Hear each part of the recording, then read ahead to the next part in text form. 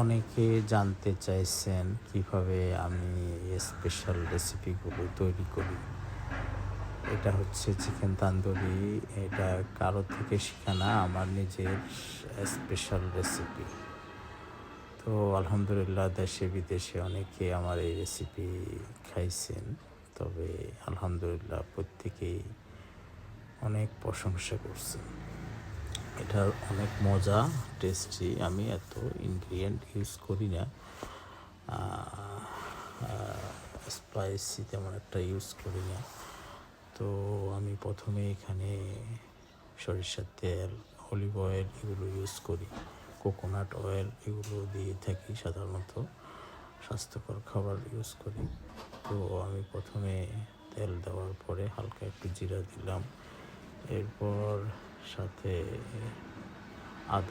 একটু আদা বেশি করে দিচ্ছি, রসুন দিলাম, লবণ দিলাম, তারপরে আরও কিছু স্পেশাল মশলা আমি তৈরি করি নিজের হাতে, ওগুলো দিলাম। দেওয়ার পরে টমেটো সস দিয়ে দিছি, এক্সট্রা টমেটো কিছু পেস্ট করে ওটা সস বানাই দিছি।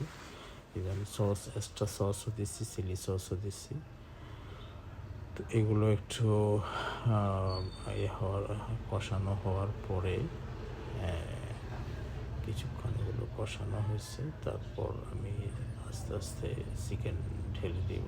একটু স্পাইসির জন্য লাল মরিচ ইউজ করছি, যদিও আমি লাল মরিচটা খাই না। তো দেশে সবাই লাল মরিচ ছাড়া ভালো পায় না, তো লেবুও দিয়ে থাকি, কিছু গার্লিক স্পেশালি দিই, কাঁচামরিচ এগুলো দিয়ে থাকি প্রতি গার্নিশের জন্য। এগুলো খেতে খুব আচারি আচারি একটা ভাব আসে, হ্যাঁ, একটু পিকলের মতো টেস্ট আসে। কিছু গার্লিক উপর দিয়ে পিল আপ করে এটা দিয়ে দিই, ওভেনে দিয়ে দিই।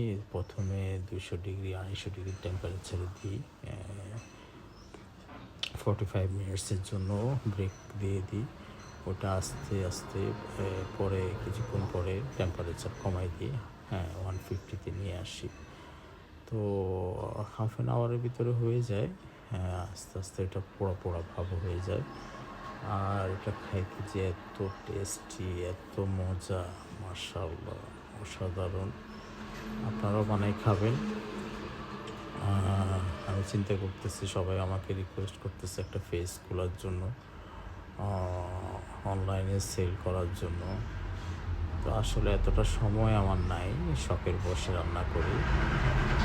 এটা হচ্ছে ইলিশ পোলাও, ইনশাআল্লাহ ট্রাই করব।